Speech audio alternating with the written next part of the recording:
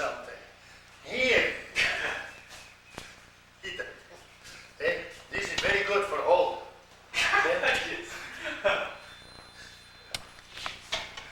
Oh, nice.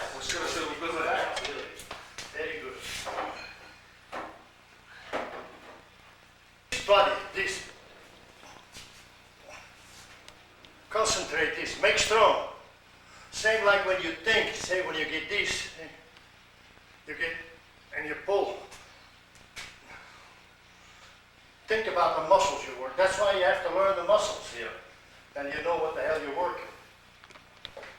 Now, back, up, front. Watch.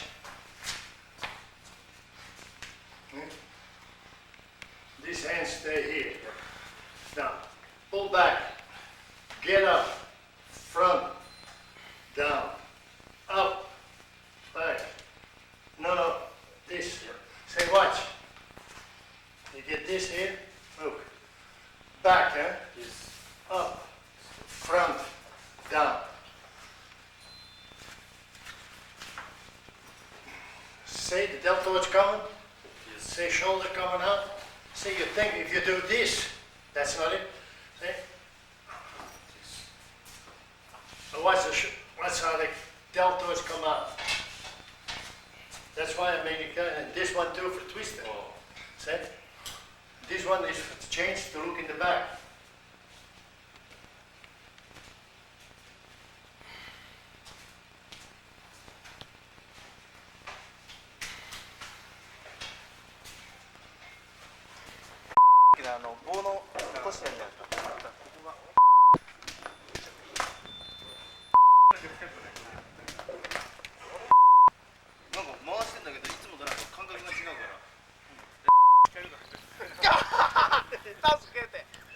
Okay?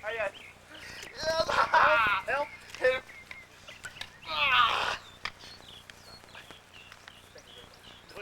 That's it! Now you carry them down, keep it. Come on, kid. That's it. Now, see? That's good for the leg dive. Hips more agile. You can go lower.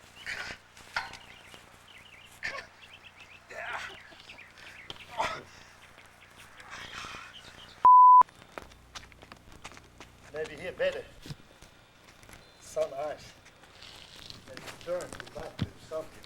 Otherwise, it's difficult to watch.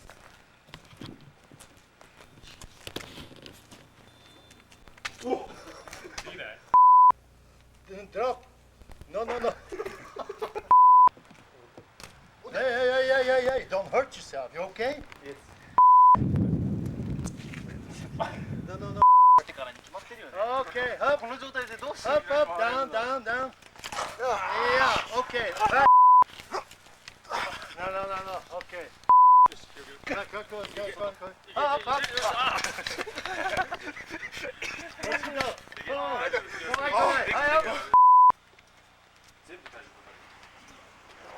Oh, balance.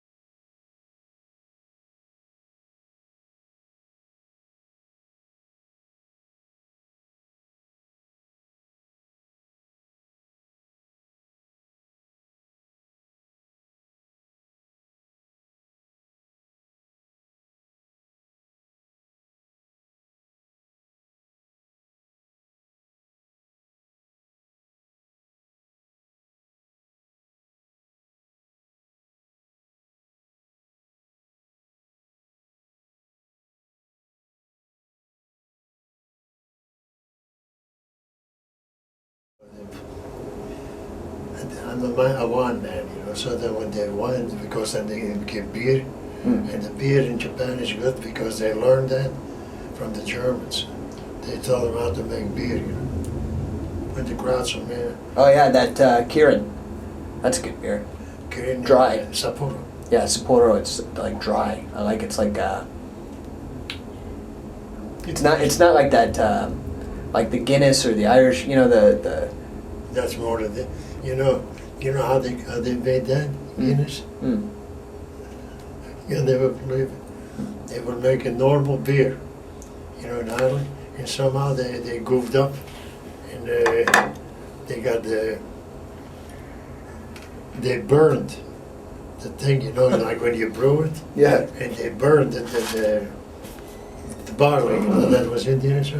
So when they get, what's the matter? You're okay? Yeah. Oh, I was just listening. No, because I don't make the cigar. No, it's good. So, you know, they burned, but they used it anyway, and that's how they made Guinness. That's the beer. Interesting. By a mistake, they discovered how to make Guinness. You Well, know? that's like Stout they go. it's like penicillin. It was Yeah, by accident. yeah. Well, sometimes it's that way.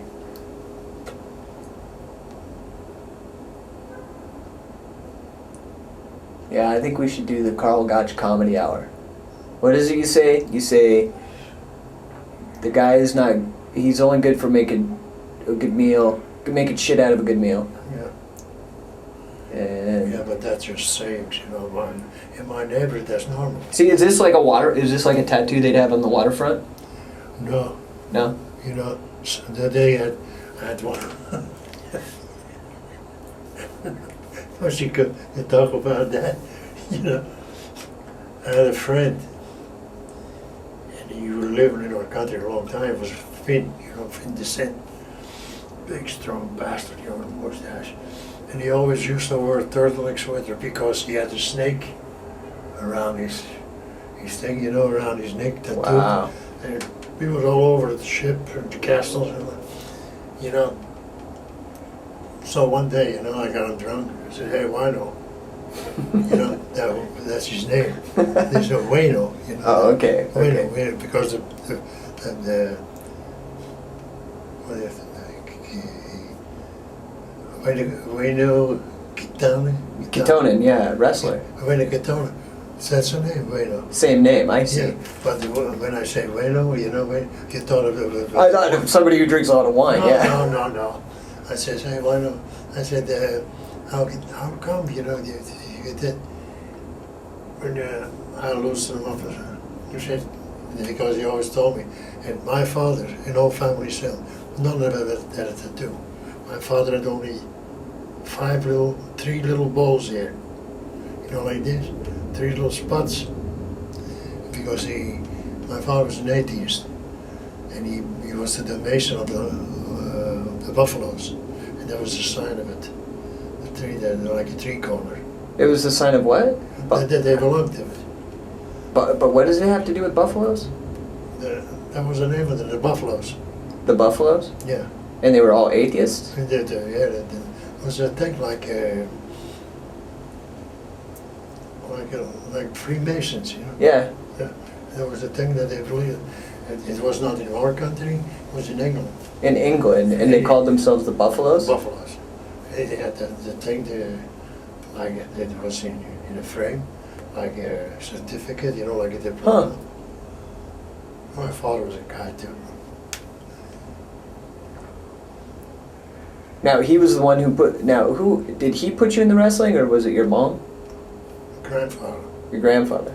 My father wasn't at home, and my grandfather, he liked wrestling, you know, and he was a good friend from the old time that I got still some old little old book from it. Christmas, he was a national hero, you know, and in the local, he called him Apollo. He was really well built and everything too, and they were good friends. They came from the same neighborhood. And while I was always in trouble, you know, on the street and so, and the neighborhood there, you fight a lot, everything, you know. Yeah. You got a discussion. The parents said, "They let them fight." They figured out, you know, you're on your own there, you know. Nobody like here, and they bother, and they cannot say that, you know, if you did something wrong, you got a good whacking here. You child abuse my ass over. Like if you get something wrong in school, the school teachers, because when I went to school, they used to call it hell, number 4, and then the cobble street. And all the school teachers were like 6 foot, 200 pounds, because some of those boys were big, and they had to be. But if you got worked over by the school teacher, they know that he didn't do it for fun. He had to do it because, you know, to make an impression, to get the other kids to listen. Yeah. So I just imagine you got, you know, like around 20, between 20 or 30 of them little son of a bitches, you know, and they're sitting there, and you know, you can see the devil in their face, and you know, you're standing in front of it, and you got them, you know, to teach for a day, Yeah. or every other day, every hour, in the 5th grade, then we get a teacher every change. They sent one a school teacher, a woman, you know, you know, she had a nervous breakdown in about 7 days. Had to get her out. He couldn't manage that. If you got it in school, you hope they didn't find out at that. They're like, now, oh, we can go like this to a kid. Yeah, you're in trouble. Yeah, Yeah. you know, that time, if they found out at home that you got worked over by the school teacher, you get another one coming from your Right, own right, baby. because you deserved it, is You what they said, thought. you bastard, you must have done because otherwise you wouldn't do that. Now here, that's why, you know, here in America, hey, believe me, I love the States. And I came here, and I think to me it's the greatest country in the world. But the States, America, is bad. The reason for that is too much of the good is bad. It's not the States that is bad, America is bad, the possibility and everything. But the people, I said it wrong, the people are bad. Yeah. The more they got, the more they want. And nothing is good enough. Give an inch, take a mile. Oh, 10 miles.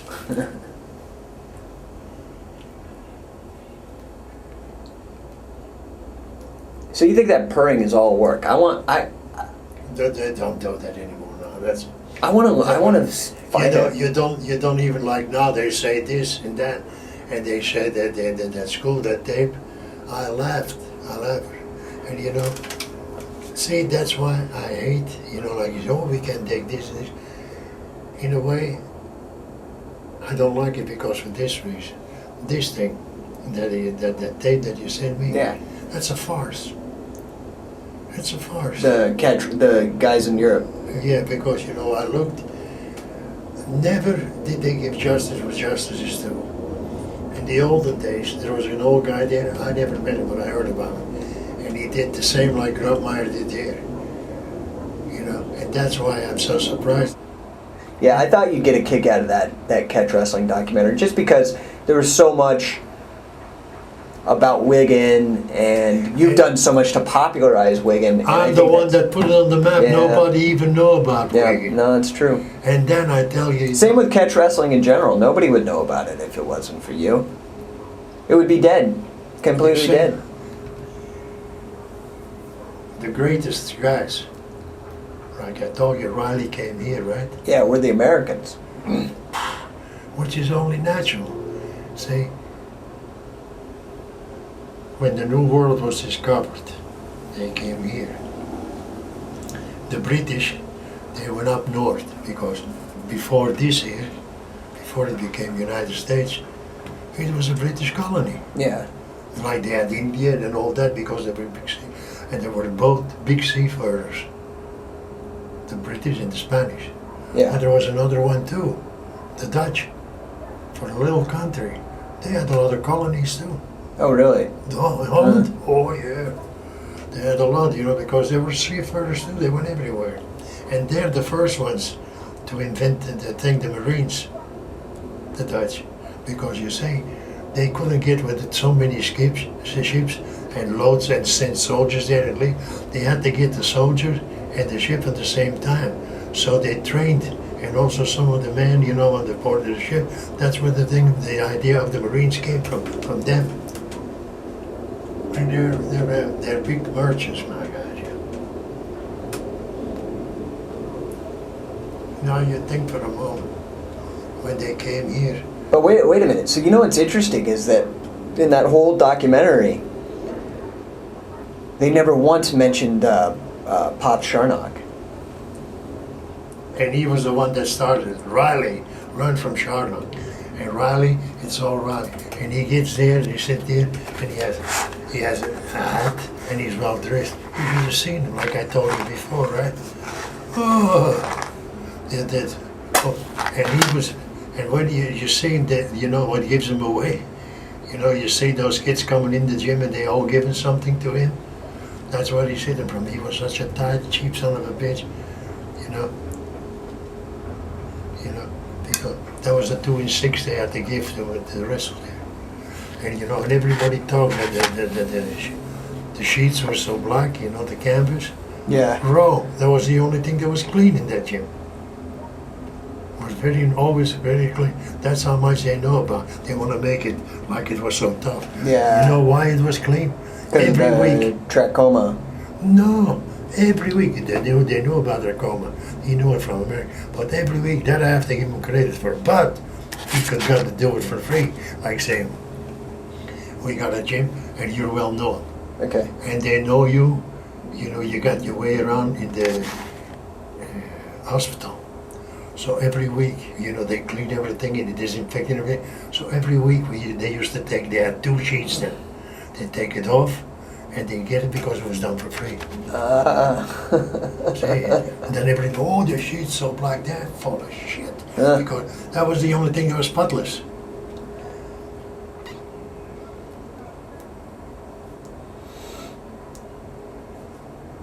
And you talk about the cold shower. No.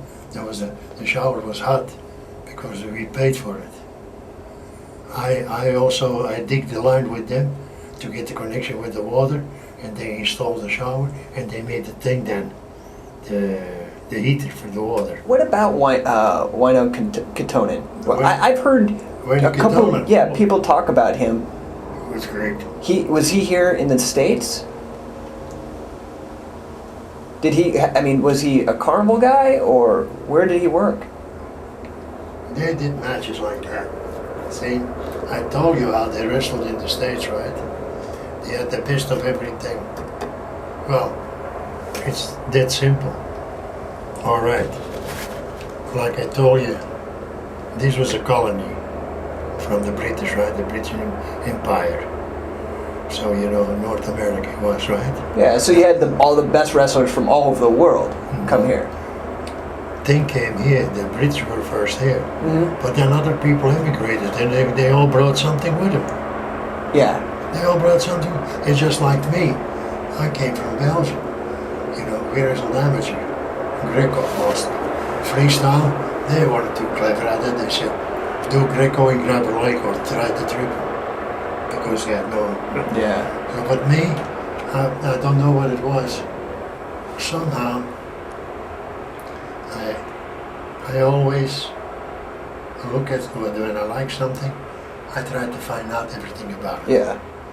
And I used to dream from this thing because I heard about the Americans and how great the Americans were in every division. And I had a very good friend later. And he was one of the guys that's mentioned in the book too. His name was Benny Sherman. Yeah, Ben Sherman. Yeah, I've always heard good things about him being a great wrestler. And the one thing Benny had on top of that, he was not a big guy. He was maybe about 80, 85 kilos. You know, about that much shorter than me. Stocky. But no, not good build, you know. But he was a fanatic about conditioning. And he loved wrestling. He went on his own to Turkey. On his own, just because he had nobody to work out with. Wow.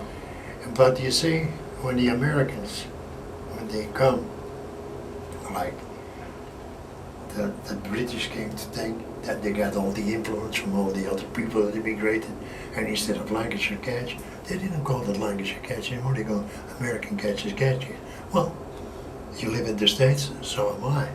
I'm here 45 years. When I went back home, they said, no, you're not the Belgian, you're the American. Mm-hmm. They talked to me and said, hey, Yank.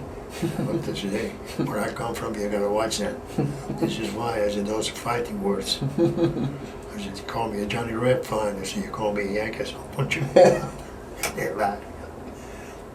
So, They had everybody here to get there.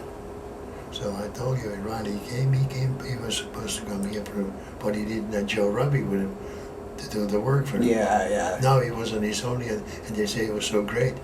2 months he was back, and it took him over 2 weeks to sail up and down.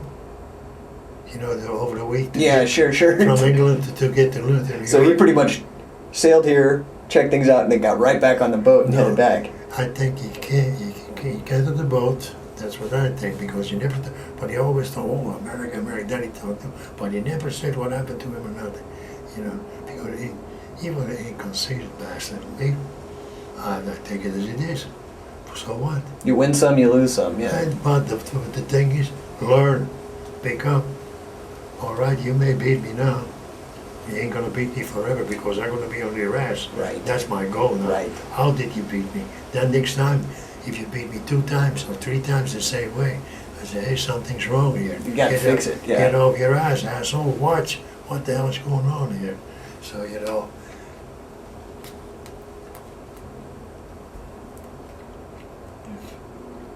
They had everything bad here. So when all this thing came, they had in every division. So they used to go around. I told you how they went around and it took 70% of the thing, didn't I tell you? Yeah. So, well, there you go. And then the promoters got greedy. And they got in. And that was the end of the wrestling. First they got rid of the top shooters. And then they got the guys, but they couldn't control them either because they were good wrestlers too. So they got rid of them too, and they got only showmen. So guys like Wino Katonen and Fred Grubmeyer, I mean, were they in that era where they were making their money from bets, from side bets and I see. Grubmeyer used to travel around just like I told you Joe Daly used to do. Who? Joe Daly. Daly? See, they don't even mention him in that day.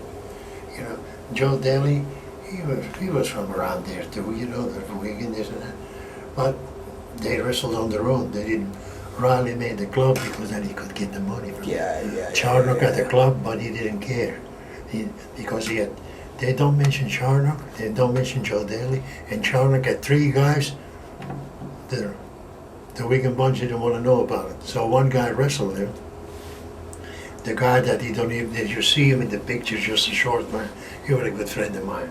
His name was Joe Robinson's brother. His name was Bob Robinson. Bob Robinson. And he was fairly big. So Bob had his thing that was Billy Joyce. So Bill Robinson came later, but Riley was already gone then and everything. Yeah. So he went up there, but he wrestled around Manchester amateur.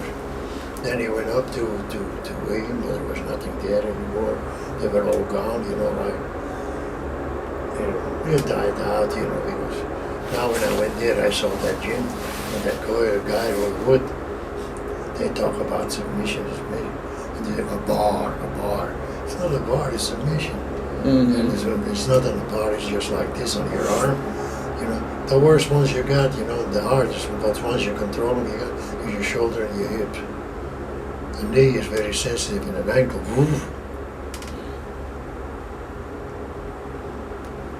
Yeah, I've seen some of the ways that Fujiwara shows how to do the ankle locks and the... You learn from me. They did not elbow from their asshole. Those Japs, they talked about it. Well, when I went there, I had to prove it too. Yeah. So they had those guys like some more guys, judo guys, karate guys, and then they're wrestling, you know, they were amateurs. And wow. So that Saranaka, or whatever his name is, Soranaka? Yeah, he went there because he was married to my daughter. He died of cancer about 15 years ago. But he wasn't that good as a wrestler. Fujiwara was good, Suzuki was good. But Suzuki's not a teacher either, but it's better than Fujiwara. Fujiwara used to stutter real bad. Yeah. So, and then he wants to talk. Say, well, you know he's a big actor now, right? no, it's just some rinky-dink little things that he get there, try to make a living, you know. Yeah. So everything what they get from something far, they say how big it is, how good they are. They're just the opposite from what I do and what I think. Exaggerate, huh? Yeah, you see, they always, like where I come from, they always say they make a thunder out of a fart. We know what they say. If I did some more, you're good. Well, just have that thunder up on the floor. Huh? Yeah, I'm okay. So, Steady. I cut it down, I bring it down. Now, if it doesn't click or anything, I go, oh yeah, well, he didn't say much. Now, if it does, then they say, God damn, that guy's good. So probably Fujiwara, Fujinami, Kido, Suzuki, those are the good guys. But guys like Soranaka, He knows elbow from his ass. Inoki. Inoki, I'll tell you the story with Inoki, did I tell you? Yeah. Oh, I changed him. He thought because he hung around with an old Jap, I was friendly with him, he was a nice old guy. So. But the old guy thought that he could wrestle. Those Japs are always like that. Once they're nice when they're here, up to here, you understand what I mean? Status, social status. Yeah, nice. Now, when they start to know something a little bit, when they get here, then they're over there. then when they're here, you're on even level with them. When they get a little bit here, then they want to put you down there. They try to throw you. They don't try you on the dirt, they try to throw you in a hole. That's what the Japs are all that way. What about that Sayama, Tiger Mask guy, Sayama? No good. These things are what a conceited bastard. And he's dishonest, and they all use my name. And yeah, that's why I ask you, because they all, You know why? Because you got goddamn son of a bitches like you. You like me and you push me, and then when you wouldn't talk about me or nothing, and there was nothing about me, then they wouldn't mention me. Yeah. But now because you push me, that's why I don't like to be. Yeah. Now they want to jump on the bandwagon. On the bandwagon, like Fury and those assholes. And another one. So the good guys are Fujiwara, Suzuki, Kido, Fujinami. Okay. Yeah, I like watching those Suzukis. I like watching his matches. He's tough. He had a lot of guts. From all the guys all the chaps I had, he was the gutsiest of them all. Really? Oh, yeah.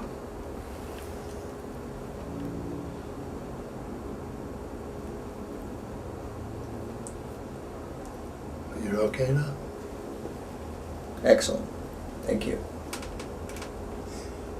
Us crazy Californians, I came out in a t-shirt. That's all I came with. Always remember, how it looks is not how it is. You got the sun out there, but what do you think I'm sitting in a tracksuit? I got nothing underneath, just a tracksuit. But it's long sleeve. Yeah. So now, but you're also, because I remember you saying that you and Fez had in common, like, Hungarian. Well, that's there was a guy, and I was surprised, he was a Belgian. He was a fairly good singer, and his name is Helmut Lotti. Maybe you heard his song. He was on television, for an hour, But he said, well, I think, I'm from Belgium, but I think I'm from Slavic. Well, in Belgium, and especially in Antwerp, in the Wallonie part too, because I get a lot of guys that work in the mine from all nationalities. But in Antwerp, my mother was German descent and my father was Hungarian. So I'm Hungarian and German mixed, but I'm Flemish. Yeah. You got that. In the neighborhood where I lived when we went to school, and in the morning to see if all the kids are there, when you call roll call, they say that to see if they're all present. It was like a foreign legion. So there were all nationalities there. Did you, when you talked to Ed Lewis, did you guys talk in German, or did you? Yeah. He spoke fluent German and he liked it. He came here But his mother and father were from Germany. His father was from Dienheim and his mother was from Mannheim. That's on the Rhine River. He was a tough guy, huh? Nobody could touch him. See, this abused, he hung around him a little bit. So then the old man was, because easy come, easy go, he was down on his luck, you know. So we took him down like he was his, you know, to get in the ring with him. So because he took advantage of the publicity from because everybody still remembers it Louis. Yeah. Him, when they were around him, and there was another guy that was with him, he was a sharpie. He's the one that made all the finishes and everything. And he was a tough son of a bitch. Him and Louis were like even Steven, almost. So, and his name was Tootsmont. Tootsmont, yeah. Oh, Hey. he was the brain. He made all what wrestling became then, but then they got too far out. He was the one. He's the one who turned into the money making. Yeah. Yeah, he was from Greeley, Colorado. Like didn't he have like kind of a cowboy thing? Like he used to wear a cowboy hat, kind of. Well, he was German descent too. Munt. Yeah. Josef Munt is his real name. I mean, why is it that everybody... I mean, Luthez had to at least be able to wrestle okay. No? I don't know that he was like the best ever or a hook wrestler, but... He couldn't hook. He couldn't hook. Do you think... Because he tells a story, I read his book, and he tells a story about he spent time with Ad Santel, you know, you think that's bullshit? When I was over in thinking, what do you call that, Los Angeles? Mm-hmm. Santel, you know, he came to see me, and he wanted me to come to his place. He lived there. Now, was Santel German? Yeah. Yeah. You know what his real name is? Boy, I think I do, Ernst. Adolf Ernst. Ernst. Ernst. Yep. Adolf Ernst. Okay. Yeah, that's about as German as you can get. So he came to see you and you went to LA and you guys hung out? I was there with that guy that was God damn, he was a Greek, funny bastard, you know. A Greek? Yeah, the promoter at that time, he died a long time ago.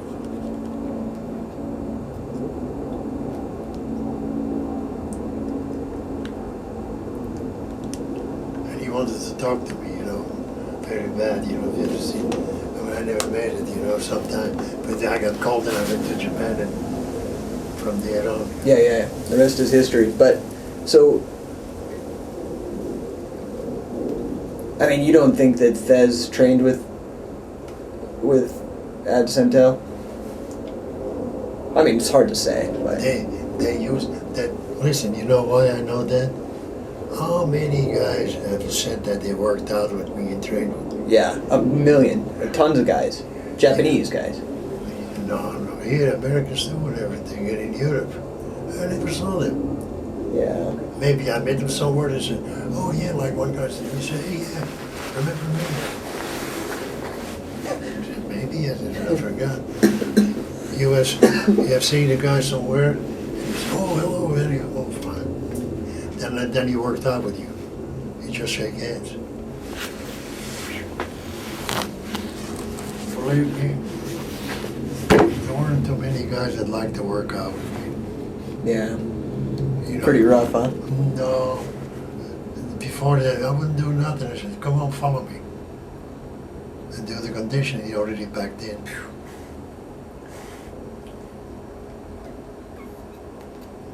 So you picked some of that up from the conditioning stuff from some Iranian people? Is that right? Iran? Yeah. You know, but it was actually the guy that first that I got the thing from. The clubs I got from there, so, but you know, the squats. Yeah. And the push-ups, you know, and then some rope climb they do. The rings I got in from Ranking back home. But the Hindu squats, Hindu push-ups, there was an old guy, and And he was very, very tough in his days. He had wrestled in the days with Gamma. He belonged to the bunch of Gamma. And his name was Akrar Azul. And I met him he was old. And I met him in Teng in England. All the guys I met, well, I'm 81 myself, but they're all gone. So, you remember that tape I sent you of the Indian workouts? That's kind of the same thing, right? Like the guy's just doing the... He does what I do. Yeah. Or I should say, I do what they do. Yeah. That's actually more fair. What do you say? You know, I was doing them so wrong. I was doing the squats. You know how the when you do the squat with the weight, with the heavy bar? I was doing it like that and doing high reps. I got up to 400 or 500. I was like, no problem, cool. And then I saw that video with the Indian people doing it, and they go all the way down, and they raise their heels. I can do 100, and my legs are killing me. And then you gotta, when you do them on your heels and flat, you can't do them flat foot too, or on your heels, on your toes, on your heels, on your toes. Yeah. And then you do it, jump about that far. Jump. Oh, I can't even do those. That's what I did.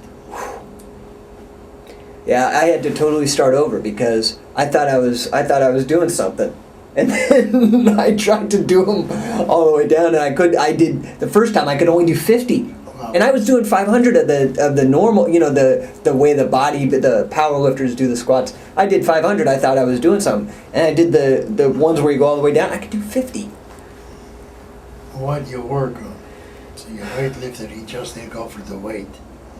When you work for wrestling, you work for circular movements. Everything straight doesn't work. You know, like curls, no. Like you do a push-up, you do them right here. You know, the ordinary, no, you do that. Yeah, everything you in wrestling is a circle. Because it's like this, like this, like this. So actually to get it, when you work good in wrestling, you work in a bowl. You know, like a bowl is?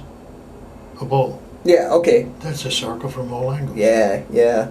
That's how I train. Because almost like when you grab somebody's leg, you don't grab it straight on and move forward. You grab and circle around to the side and take them that way instead of just going straight. Like you see in a lot of the amateur wrestling, the guys grab the leg and go straight. When you go for a double leg, Yeah. that's a sucker hole. I only used to do that when a guy didn't want to do nothing with me. But you do what? A single leg, right? Single. Yeah. Outside. Outside, you grab it and you circle outside. No, I don't circle. No? No. When I get your leg from the outside, now, there is your foot, here is my foot, right? Mm. Now I move my foot away. And dump the guy. And because... Towards the leg that you have. If I pick up, he's standing here, I pick up this leg, I step this way, away from the leg that you have, right? You turn your body just that way. Yeah, yeah. You don't move too much. Every time you move, you lose time. And you lose balance. When you work in wrestling, it's a little bit like mathematics. See? You got it? Yeah. Get the ashes now. Boy, I have to teach you how to smoke cigar. I'm telling you, Carl, I'm learning wrestling and I'm learning cigars. And plum wine.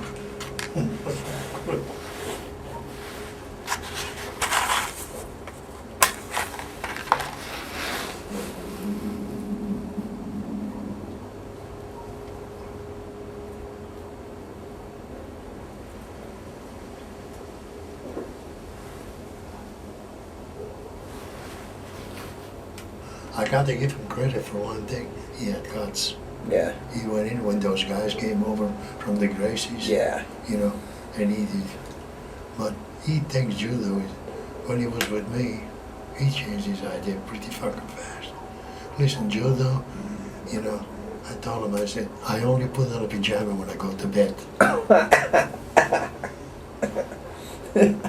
I make my living as a financial mathematician.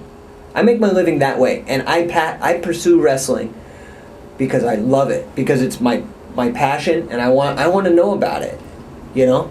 Well, let me tell about wrestling.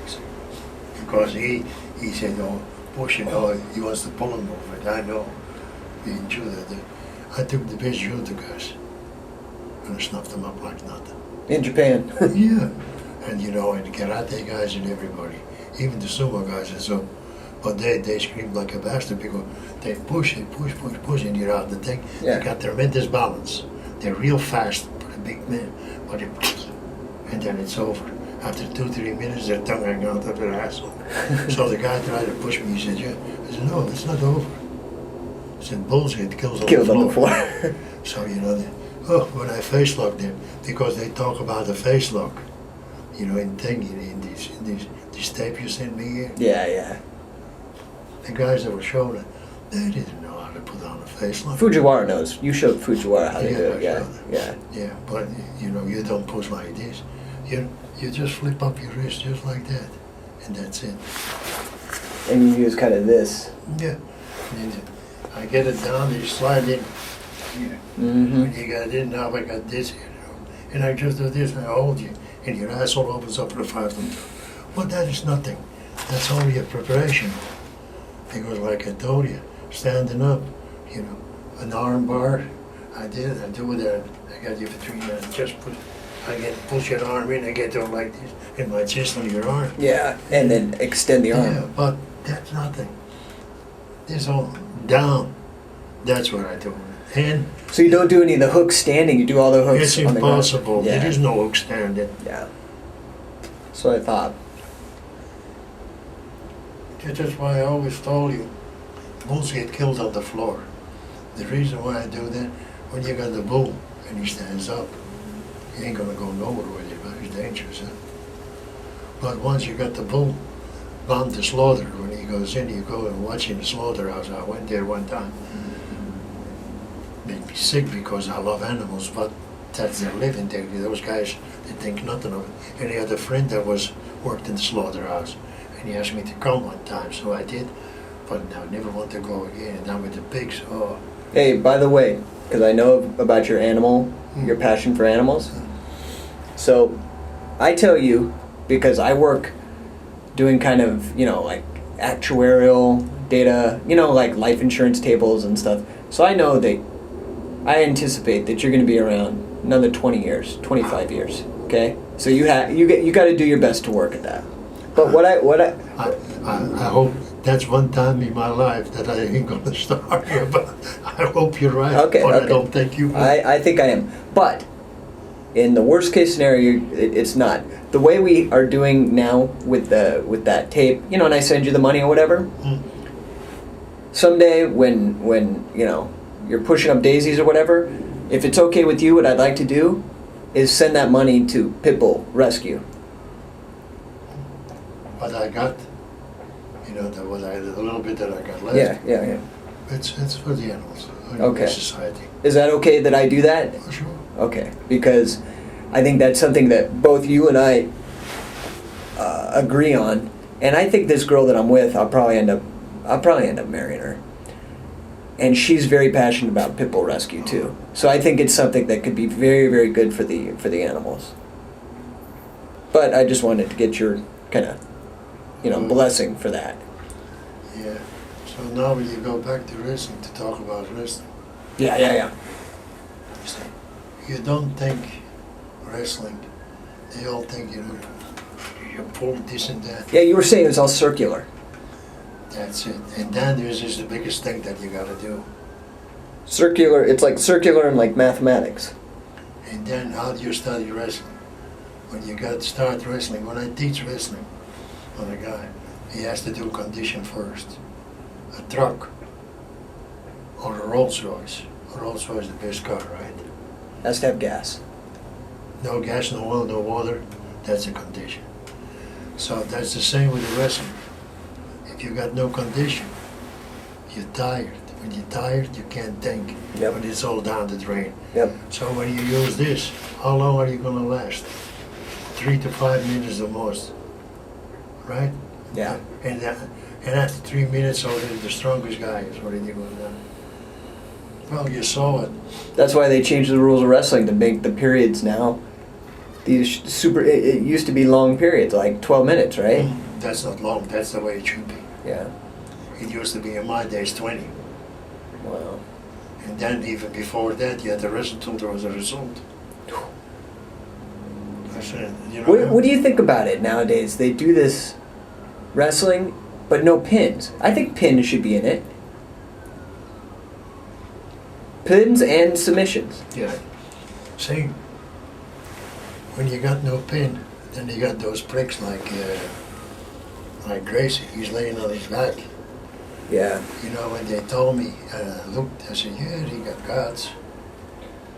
You know, I said, but he's not a wrestler. Right. So they told me, he said, no. I said, what's he doing? He waits for you to stick it in. There's only two things that he does. You know, he choke you, or when they get an arm bar sometime. Yep. I said, yeah. I said, when a guy lay like that on the mat, I said, hey, he does 50% of my job. He's already laying down. Yeah. I said, the worst thing I had was that when I had a guy and he knew about me and he said that bastard was running away all the time. That's when I did the lousy leg dive and I went down and the guy went behind me, he thought, well, I got you. And now he was in my territory. you did a fake. And you know, when you get a guy that can hoop from underneath, you got a dangerous bastard because look, when I'm underneath, yeah, I can't work your head because you're on top of me, right? But you have to stick in your arms and legs Right. to hit somebody. Get a leg, get an arm. And once you stick them in, especially your legs. There's a guy, a Japanese guy, who does that exact same thing, that Sakuraba. You heard of him?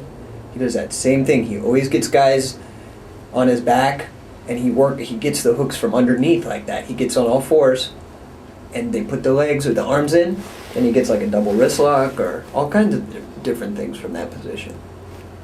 The Japs, they didn't know nothing till I got there. Yeah. And then they learned, you know, because they all learned from guys that I taught. Yeah. So I'm happy because it didn't go to waste. But now when you start wrestling, what's the first thing you think about? After conditioning? You mean actual wrestling? Well, I think about getting a grip on the guy. When you step on the mat, you study. Now your mathematics comes in. You got you know, when you stand, your left and right foot, you got them not too far, not too close. You get that in, say that you can move. You got one leg out as a soccer leg. Right. Sugarfoot. And then you cover with the thing. But then what the most important thing is, that's what before you start wrestling you learn that, is your balance. And your balance comes from this. You got your line of balance and your point of gravity. Your line of balance goes from your left foot to your right. Yeah. And your point of gravity comes from the center of your body, you know, like to the ground. From your balls. You know, from there, in between the center. Yeah. Now, when you got that, when you work from the top, you get in. What is it that you do? You don't use strength, you use leverage. And your leverage doesn't work if you don't have the point of your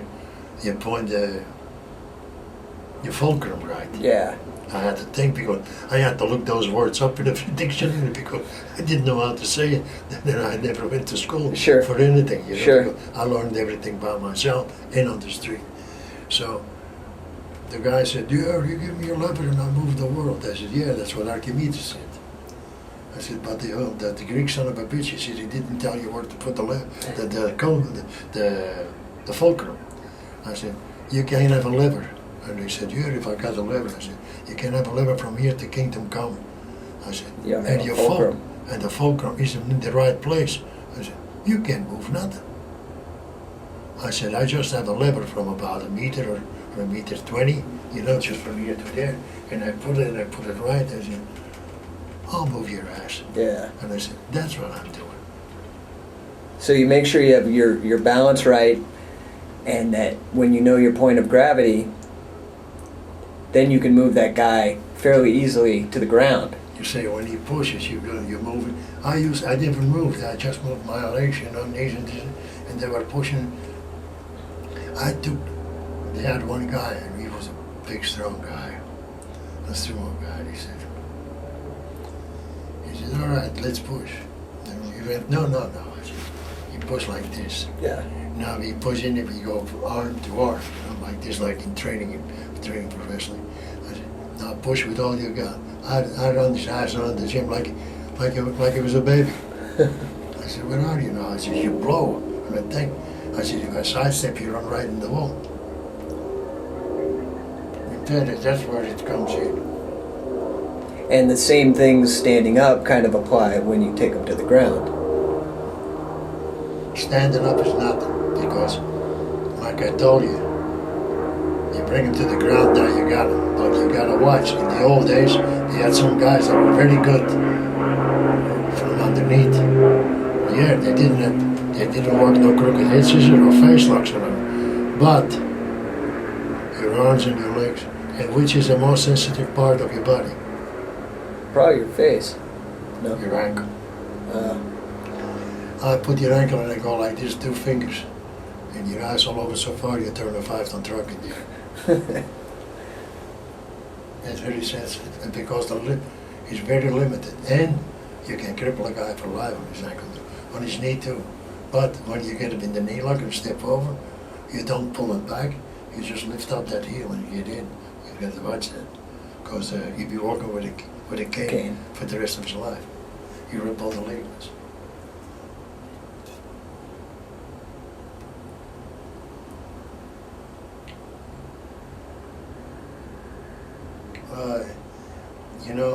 This is what you need when you get wrestling. It really makes a man. It makes him think. And for wrestling, you got to have it all. A fighter is good on his feet, but as in any other combat sport, just standing up. But wrestling, you got 3 positions: standing up, you got the guy down, and you get from underneath. So that when they only think for 30%, you got to do 110 when you wrestle.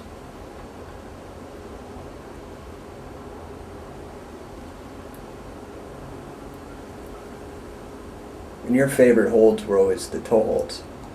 I used to be very good with toe holds. I was good all around, because if it wasn't, I go in and he lies up, poof, I switch to the front while I feinted for his arm, and he blocked. I already got a crooked edge. I was up and down all the time, and I worked from your right side to your left arm, and from your left leg to your right arm. They never knew what was coming. They hated it when they were all with me. Oh.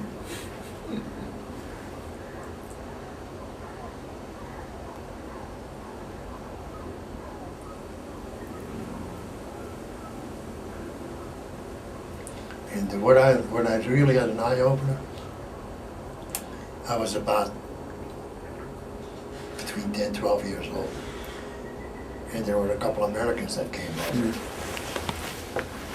And the name of the guy, one guy, he was a Lithuanian that moved to America, but learned his wrestling here. And he had a guy with him, he was only like, say, pleasant, unpleasant weight like Santel, like a light heavyweight, But the other guy was a full-fledged guy. They came to work out with us with the amateurs. That's where I really started thinking, wait a minute, there's more to this than just, I was already thinking about technique, how to hip throw and so. But I thought, they were going through those amateurs like they were going through King Pie. Karl Gotch was the old man, and the younger guy, the big guy was Philip Bartouche. You also said that Bert Ozerati was good too. No? He was a very good friend of mine. Bert was a limited wrestler, but he was strong. Very strong. You seen the picture of him? Yeah, he's like. Yeah, but his legs were like that. Yeah. And he could move.